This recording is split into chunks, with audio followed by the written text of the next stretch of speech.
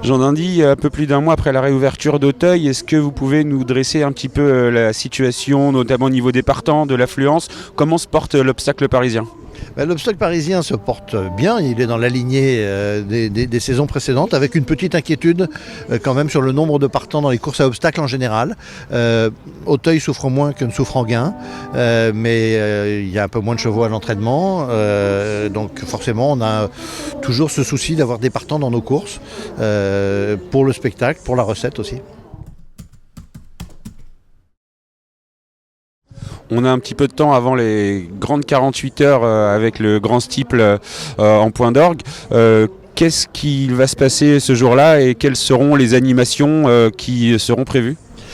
En termes d'animation, moi je crois que l'animation principale, c'est ce qui se passe sur la piste ce jour-là. On a un week-end entier de courses exceptionnelles et je crois qu'il ne faut pas en rajouter beaucoup, si ce n'est en capacité d'accueil, en moyens mis pour attirer les familles. Vous avez vu la semaine dernière les dimanches au galop avec des nouveaux manèges, des nouvelles attractions pour les enfants. Je crois que si les gens viennent en famille, les enfants sont les meilleurs prescripteurs pour dire aux parents, papa, maman, j'aimerais bien aller aux courses ce week-end, c'était vraiment sympa l'autre jour. Donc je crois qu'il faut proposer un spectacle qui est le nôtre, ne pas beaucoup afficher d'autres spectacles. C'est le spectacle des courses qui doit attirer les gens, mais pour attirer les gens en famille, il faut proposer des animations pour que les enfants, les mamans qui ont envie d'être avec leurs enfants, passer la journée pendant que, c'est un peu une caricature, mais monsieur va jouer. Il peut aussi emmener madame jouer maintenant avec les machines, avec les nouvelles technologies. Même les plus jeunes doivent pouvoir s'initier aussi à ces jeux-là, mais il faut que les plus jeunes puissent aussi trouver leur compte.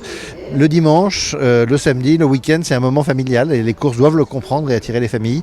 Moi, c'est là-dessus que je voudrais qu'on mette l'accent. On voit beaucoup de nos jeunes chevaux traverser la Manche, mais on se rend compte que nos amis britanniques n'attendent pas les grandes échéances pour aussi venir courir chez nous. On l'a vu ces dernières semaines. Est-ce que vous pensez que la coalition britannique sera encore présente lors de ce week-end? Je l'espère. Évidemment, notre saison à nous en France n'est pas toujours compatible avec la saison britannique ou irlandaise. Les meilleurs chevaux anglais et irlandais sont préparés pour Cheltenham, pour Liverpool, pour Punchestown. Puis après, ils sont un peu épuisés, leurs chevaux. Alors, ils ont quand même beaucoup de chevaux à l'entraînement. Les allocations chez nous sont bien meilleures que chez eux, sauf pour les grands meetings. Donc les grands entraîneurs ont gardé maintenant des chevaux pour aller à Auteuil, des chevaux qui n'ont pas fait Punchestown ou qui n'ont pas fait Cheltenham. Ils ont toujours dans les grandes écuries maintenant le réflexe de penser au programme d'Auteuil. On l'a vu dimanche dernier ici. On a même vu un entraîneur tchèque mythique venir ici avec 2 chevaux. Ça me réjouit parce que autrefois on arrivait à tirer des étrangers sur le week-end du mois de novembre et pas du tout sur le week-end du Grand Steeple. Là, j'ai l'impression que tout au long de l'année, les étrangers sont en train de changer leur comportement et je suis certain, peut-être plus en haie qu'en Steeple, que nous aurons des chevaux étrangers. Vous le disiez tout à l'heure, on a moins de partants, mais on a de superbes têtes d'affiche. Je pense notamment à Miller Thomas. Le trot s'est servi de Bold Eagle comme justement tête de gondole, notamment via les réseaux sociaux.